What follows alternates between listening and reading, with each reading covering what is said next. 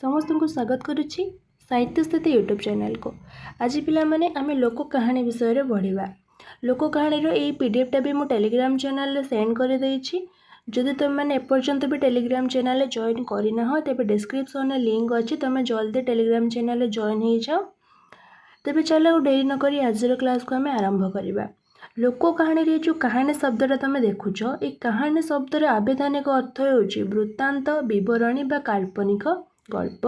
लोक कहानी को विश्व पर्यटक बोली कहा जाए। ये पॉइंट इंपोर्टेंट पॉइंट एवं मन रखिथिबो कि विश्व पर्यटक बोली काहाकू कहा जाए, लोक कहानी को कहा जाए। ता छड़ा लोक कहानी को सार्वजनीन गणतांत्रिक कला बोली मध्य कहा जाए। डेमोक्रेटिक लिटरेरी आर्ट बोली कहा जाए। या पर आम लोक कहानी केतेटा संज्ञा देखिदबा। प्रथम रही आमर वेणुधर पाढ़ी। तांको मतरे लोक कहानी हेउची स्मृति, कल्पना, आवेग और आकुलतार गोटे सामग्रिक मिश्रण रूप। तापरे कृष्णचंद्र बेहेरा मतरे लोक कहानी सृष्टि पछरे मुख्यतः दुईटी उद्देश्य रही, जोटा होची आत्मप्रकाश और आनंद प्राप्ति। यही दुईटी मुख्य उद्देश्य को लेकिन आमर लोक कहानी कौन होता है ना सृष्टि होता है। तापरे चौधरी अजय प्रधान और दिलीप स्वयं यही दुई जनकर मिलित मत देइथिले कि लोक गल्प होची विश्व पर्यटक, विश्व श्रुति यार होची गतिपथ। मु तुमको आगुरी भी कही से लोक कहानी हो, लोक नाटक हो बा से लोक गीत हो, ये सबू लोक साहित्य कौन सी पुस्तक आकार में प्रकाश पाई ना। लोक मान श्रुति श्रुति को यहाँ गति करें ताहले यार गतिपथ कौटा है श्रुति ही तो है ना। तापर विश्वर मन होची यार विहार भूमि। डॉक्टर चंद्र जैन मतरे मनीषर जन्म सह लोककथार जन्म हेइछि। जेतेबेले मनीष कौन करथिला ना देवादेवी परिकल्पना करिथिला, सेहिठार ही आमर लोक कहानी बा लोककथार सृष्टि हेइतिला, सेहिठार ही तार पृष्ठभूमि पड़िथिला। आहुरे मध्य से कहिसंती कि लोककथा माध्यम रे भगवान तांकर प्रथम बाणी बा उपदेश देइथिले। तापर डॉक्टर कुंज बिहारी दास का मतरे लोकगल्पर ग्राहक होउचंती समस्ते। एथिरे दुर्बोध बोली किछि नाही। जुग जुग धरी लोकंकर जिज्ञासा और पिपासार चरितार्थ करि आसुछि किए ना लोक कहानी। अजय कुमार मिश्र मतरे लोक कहानी सर्वसाधारणकर समाजर प्रति स्तरर मनुष्य लोकगल्पर ग्राहक। समाजर जो भी स्तर लोक होना कहीं से होचंदी लोकगल्पर ग्राहक बा लोक से माने लोक कहानी को पसंद करिथांती। लोक कहानी केवल धनीर नुहे कि गरीबर नुहे कि मध्यवित्तर नुहे, ताहा समस्तंकर। एबे आमे पढ़िबा लोक कहानीर स्वरूप विषय। लोक कहानीर स्वरूप रही आमर मौखिकता, परिवर्तनशीलता, धर्मनिरपेक्षता, भाग्यवाद उपर प्राधान्य, कल्पना विलासिता, नियम अनुशासन मुक्त, जंत्रतंत्र और अलौकिकतार प्रभाव, चरित्र गुड़िकर नामहीनता। लोक कहानी रे कौन होता है ना चरित्र मानकर सेमिति ना न थाए। तो मैंने भी शुणिथिबो लोक कहानी रे एमिति होता है कि गोटे राजा थिले, गोटे राणी थिले, कि एमिति भी थाए कि अमुक देशर राजा थिले। लोक कहानी रे ना एते पर्टिकुलरली ना न थाए चरित्र मानकर। तापर रही मानवतार चरित्र, तापर रही सर्वजन ग्राहकता। तापर आमे देखिबा लोक कहानीर चरित्र विषय। लोक कहानी रे विभिन्न प्रकार चरित्र सबू थांती। से चरित्र को आमे साधारणतः 5 भाग में विभक्त करि परिबा। लोक कहानीर चरित्र को केते भाग में विभक्त करा जायछि ना 5 भाग में विभक्त करा जायछि। से 5टी विभागीकरण होउछि लौकिक चरित्र, अलौकिक चरित्र, मानवतार चरित्र, आसुरिक चरित्र और जड़ चरित्र। लौकिक चरित्र अर्थ होउछि मानव, अलौकिक अर्थ देवता, मानवेतर माने होचंती पशुपक्षी, आसुरिक माने होचंती असुर, राक्षस, दानव ए सबू। आउ जड़ चरित्र रे हमर रहिचंती गच्छ, पहाड़, नदी आउ सबू आसबाब पत्र। लोक कहानीर चरित्र परे एबे आमे पढ़िबा लोक कहानीर प्रकार भेद विषय। जेमिति लोकगीत को अनेक आलोचक विभिन्न भाग में विभक्त करथिले तांको निज मत अनुसार।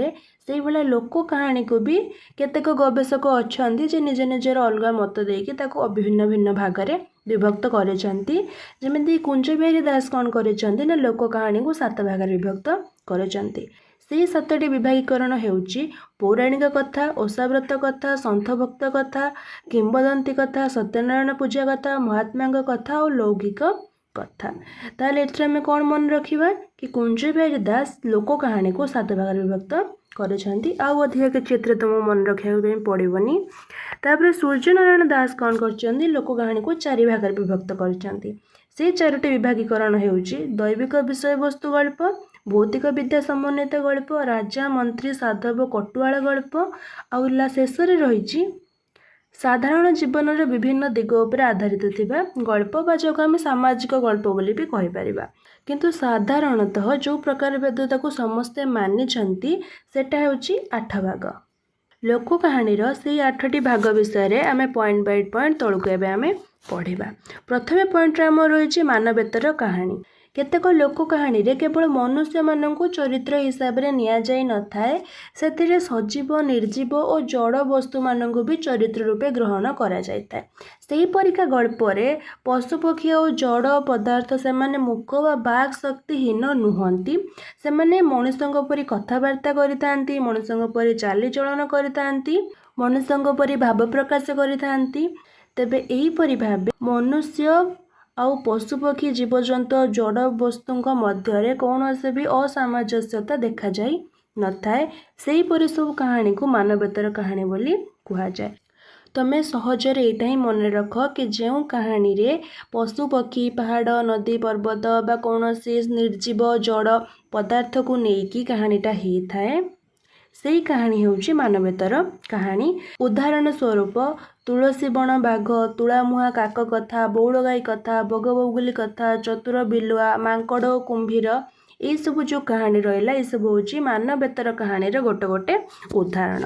तापर द्वितीय पॉइंट रे आमर रही भाग्यवाद और कर्मफल संपर्कित कहानी। आम देशर लोक मैंने बहु प्राचीन कालरू भाग्यवाद उपर बहुत विश्वास करिथांती।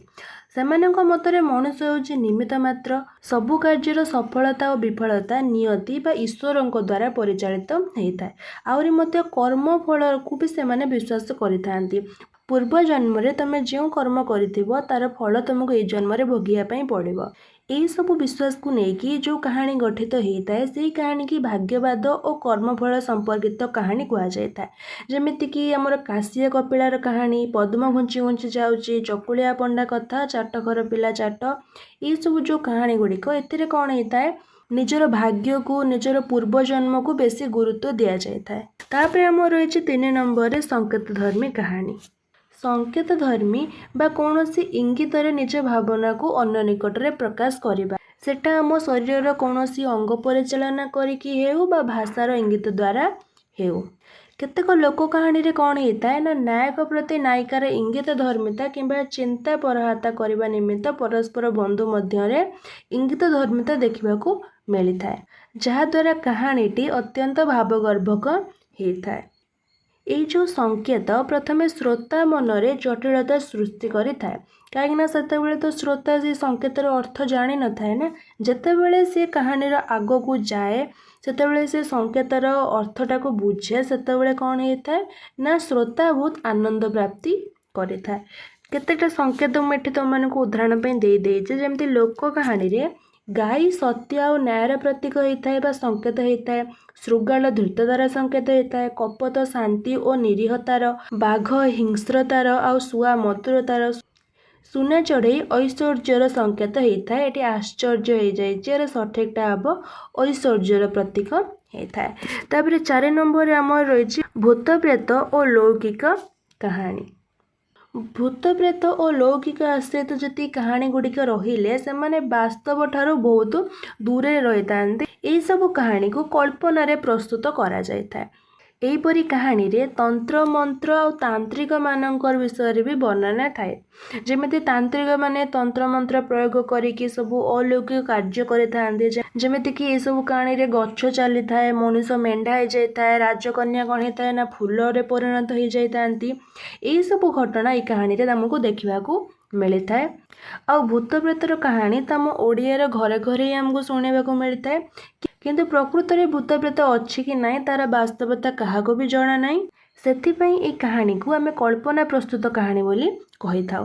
କଳ୍ପନା ହେଲେ ବି ମଧ୍ୟ ଏଇ ଯେଉଁ ତନ୍ତ୍ର ମନ୍ତ୍ର ତାନ୍ତ୍ରିକ ଆଉ ଭୂତ ପ୍ରେତର ଏଇ ଯେଉଁ କାହାଣୀକୁ ଏଟାକୁ ଶ୍ରୋତାମାନେ ବହୁତ ଭଲ ପାଇଥାନ୍ତି। ଯେମିତିକି ଆମର ବାବନା ଭୂତର କାହାଣୀ ଗୋଟେ ରହିଛି, ଆଉ କୁହୁକଟ ଝାଡ଼ୁର କାହାଣୀ ରହିଛି। ତାପରେ ପଞ୍ଚମ ପଏଣ୍ଟରେ ଆମର ରହିଛି କିମ୍ବଦନ୍ତୀ ମୂଳକ କାହାଣୀ। ପ୍ରଥମେ ଆମେ ଜାଣିବା କି କିମ୍ବଦନ୍ତୀ ହେଉଛି କ'ଣ। କିମ୍ବଦନ୍ତୀ ହେଉଛି ଆମ ଇତିହାସର ସେହି ସବୁ ଘଟଣା, ଯେଉଁ ସବୁ ଘଟଣା ଆମେ କେବଳ ଲୋକମାନଙ୍କ ମୁହଁରେ ହିଁ ଶୁଣିବାକୁ ପାଇଥାଉ। ସେହି ଘଟଣା ପଛର ସତ୍ୟତାର କୌଣସି ପ୍ରମାଣ ଏପର୍ଯ୍ୟନ୍ତ ମିଳିନାହିଁ। ସେହି ସବୁକୁ ଆମେ କିମ୍ବଦନ୍ତୀ ବୋଲି କହିଥାନ୍ତି। ସେହି ସବୁ କିମ୍ବଦନ୍ତୀକୁ ନେଇକି ଯେଉଁ ଲୋକ କାହାଣୀ ସୃଷ୍ଟି ହେଇଥାଏ ସେଇଟା ହେଉଛି ଆମର କିମ୍ବଦନ୍ତୀ ମୂଳକ ଲୋକ କାହାଣୀ। ଯେମିତିକି ରାମଚଣ୍ଡୀ ଗଲେ ପାଣି ଆଣି, ଯେଉଁଥିରେ କି କଳା ପାହାଡ଼ ଠାରୁ ଲୁଚିକି ମା ରାମଚଣ୍ଡୀ ପାଣି ଆଣିବା ପାଇଁ ବାହାନା କରି ଯାଇଥିଲେ। ତାପରେ ରହିଛି ଶିବେଇ ସାଆନ୍ତରାଙ୍କ ମନ୍ଦିର ତୋଳା, ଯେଉଁଥିରେ କି କୋଣାର୍କ ମନ୍ଦିର ନିର୍ମାଣର କିଛିଟା କିମ୍ବଦନ୍ତୀ ରହିଛି। ତାପରେ ନୀଳମାଧବ କଥା, ଆହୁରି ମଧ୍ୟ ଆମର ଯେଉଁ କାଞ୍ଚି କାବେରୀ ଯେଉଁ ରହିଛି ଗୋଟେ, ସେଟା ବି କିମ୍ବଦନ୍ତୀ କହିଲେ ବି ଚଳିବ। ଇତିହାସରେ ଏଇସବୁ ଘଟଣାକୁ ନେଇକି ଲୋକମାନେ ଯେଉଁ କାହାଣୀ କହିଥାନ୍ତି ସେଇଟା ହେଉଛି ଆମର କିମ୍ବଦନ୍ତୀ ମୂଳକ କାହାଣୀ। ତାପରେ ଆମେ ଦେଖିବା ରାକ୍ଷସ ଓ ବେତାଳ କଥା। ରାକ୍ଷସ ଓ ବେତାଳ କାହାଣୀରେ କ'ଣ ହେଇଥାଏ ନା, ରାକ୍ଷସ ଓ ବେତାଳମାନଙ୍କର ଦୁଷ୍ଟାମି, ସେମାନେ ଲୋକମାନଙ୍କୁ କେମିତି ହଇରାଣ କରନ୍ତି, ରାଜକୁମାରୀଙ୍କ ଅପହରଣ କରି ନେଇଯାଇଥାନ୍ତି। ଆଉ ଏମିତି କିଛି କାହାଣୀ ଅଛି ଯେଉଁଥିରେ କି ଶେଷରେ ରାକ୍ଷସ ମୁକ୍ତି ପାଇଯାଇଥାନ୍ତି, ସେମାନେ କୌଣସି ଅଭିଶାପଗ୍ରସ୍ତରେ ଥାଆନ୍ତି। ଏହିସବୁ କାହାଣୀରେ ସାଧାରଣତଃ ଏହି ପ୍ରସଙ୍ଗ ବିଷୟରେ ହିଁ ବର୍ଣ୍ଣନା ଥାଏ।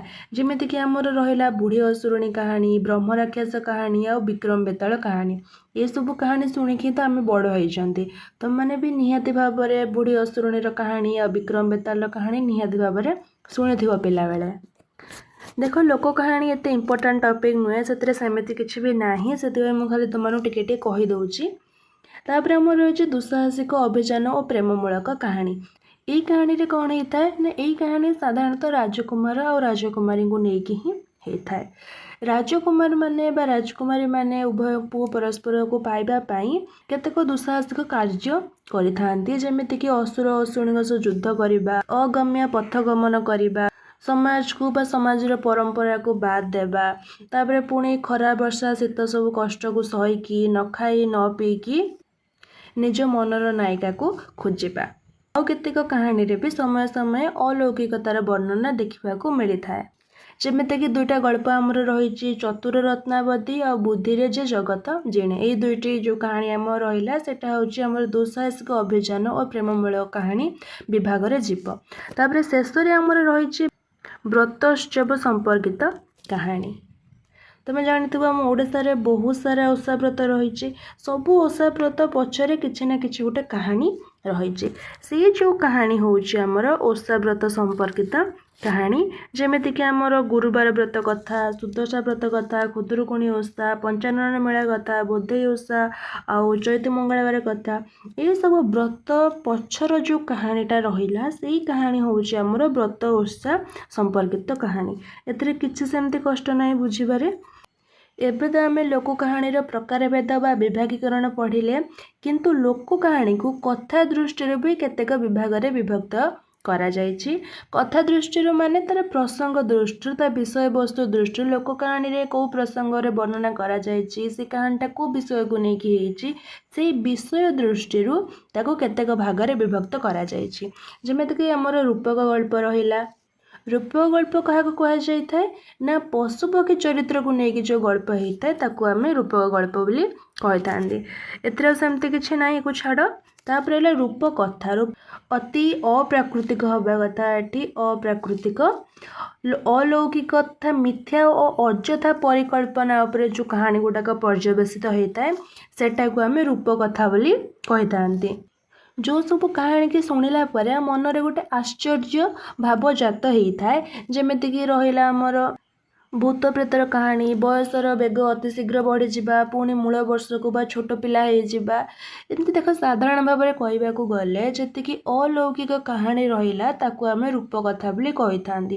ଯେଉଁ କାହାଣୀରେ କି ଅସମ୍ଭବ ବା କଳ୍ପନାର କଥା କୁହାଯାଇଥାଏ, ବା ଯେଉଁଠି ଆମେ କୁହୁକର କଥା କୁହାଯାଇଥାଏ ବା କୁହୁକ ଉପରେ ଆଧାରିତ ଯେଉଁ କାହାଣୀ ସେଇଟା ହେଉଛି ରୂପକଥା। ତାପରେ ରହିଛି ନୀତିମୂଳକ କଥା। ଏହି କାହାଣୀ ସାଧାରଣତଃ ସତ୍ର ଉପାଦାନ ଉପରେ ପ୍ରତିଷ୍ଠିତ ହୋଇଥାଏ, ଯେଉଁଥିରେ କି ସାମାଜିକ ଶୃଙ୍ଖଳା, ପାରିବାରିକ ଜୀବନ, ପିତାମାତାଙ୍କ ପ୍ରତି ପୁତ୍ରର କର୍ତ୍ତବ୍ୟ, ଭାଇ ଭାଇଙ୍କର ସମ୍ପର୍କ, ଦାମ୍ପତ୍ୟ ଜୀବନର ମହତ୍ତ୍ୱ, ଏହିସବୁ ନାନା ବିଷୟରେ କ'ଣ ହେଇଥାଏ ନା ଶିକ୍ଷା ଦିଆଯାଇଥାଏ ବା ନୀତି ଶିକ୍ଷାମୂଳକ କାହାଣୀ ଯେଉଁ ସବୁ ରହିଲା, ଯେଉଁ କାହାଣୀରେ କି ଲୋକମାନେ କିଛି ଶିଖିବାକୁ ପାଇଥାନ୍ତି ନିଜର ପାରିବାରିକ ସାମାଜିକ ଜୀବନ ବିଷୟରେ, ସେହିସବୁ କାହାଣୀ ହେଉଛି ନୀତିମୂଳକ କଥା ଅଣ୍ଡରରେ ଯିବ। ତାପରେ ରହିଛି ଶେଷରେ ଆମର ଗାଲୁ ଗଳ୍ପ। ଗାଲୁ ଗଳ୍ପକୁ ଆମେ କହିପାରିବା କି ଆମ ଗାଉଁଲି ଭାଷାରେ ଯେଉଁଟା କୁହନ୍ତି ଠାସ୍କୁ ମାରିବା ବା ବାହାସପଟିଆ କଥା କହିବା, ସେହିସବୁ କାହାଣୀ ଯେଉଁଥିରେ କି କୌଣସି ବାସ୍ତବତା ନଥାଏ। ତ ଏଥିରୁ ଆମେ କ'ଣ ଜାଣିଲେ କି ଗାଲୁ ଗଳ୍ପ ହେଉଛି ଅବାସ୍ତବ। ଏହି ଗଳ୍ପର କାହାଣୀ ସବୁ ହେଉଛି ଅସମ୍ଭବ କଥା, ଯେଉଁଟାକି ସାଧାରଣରେ କେବେ ବି ସମ୍ଭବ ହେଇପାରିବନି। ଯେମିତିକି ମଣିଷ ଚଢ଼େଇ ପାଲଟି ଯିବା, ପୁଣି ଜୀବଜନ୍ତୁ ହେଇଯିବା, ଦିନରେ ଗୋଟେ ରୂପ ପୁଣି ରାତିରେ ଗୋଟେ ରୂପ, ଏଇଭଳିଆ ଯେଉଁ ସବୁ କାହାଣୀ ରହିଲା ଯେଉଁଥିରେ କି ଅସମ୍ଭବ କଥା ସବୁ ବର୍ଣ୍ଣନା କରାଯାଇଥାଏ, ସେଇଟାକୁ ଆମେ ଗାଲୁ ଗଳ୍ପ ବୋଲି କହିବା। ତାହେଲେ ଏଥିରୁ ଆମେ କ'ଣ ଜାଣିଲେ କି ଗାଲୁ ଗଳ୍ପରେ ସବୁ ଅସମ୍ଭବ ଅବାସ୍ତବ କଥା ବର୍ଣ୍ଣନା କରାଯାଇଥାଏ। ତାପରେ ଆମେ ଦେଖିବା ଲୋକ କାହାଣୀର ସଂଗ୍ରାହକ ବିଷୟରେ। ପ୍ରଥମ ଲୋକ ସାହିତ୍ୟ କ୍ଲାସରେ ବି ତୁମମାନଙ୍କୁ ମୁଁ ଏ ବିଷୟରେ କହିଥିଲି, ଆଜି ଆଉଥରେ କହିଦେଉଛି, ଦେଖିନିଅ।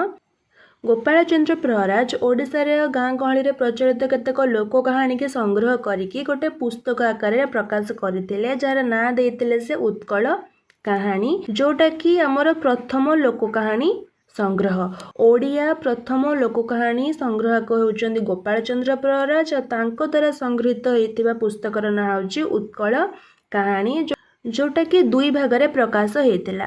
ପ୍ରଥମ ଭାଗଟି 1900 ମସିହାରେ ଆଉ ଦ୍ୱିତୀୟ ଭାଗଟି 1920 ମସିହାରେ।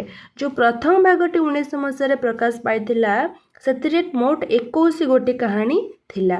ସେଇ 21 ଗୋଟି କାହାଣୀକୁ ଦୁଇ ଭାଗରେ ବିଭକ୍ତ କରାଯାଇଥିଲା, ବାଳକ ଉପଯୋଗ କାହାଣୀ ଆଉ ବୃଦ୍ଧ ଉପଯୋଗୀ କାହାଣୀ ବୋଲି ଦୁଇ ଭାଗରେ ବିଭକ୍ତ କରାଯାଇଥିଲା।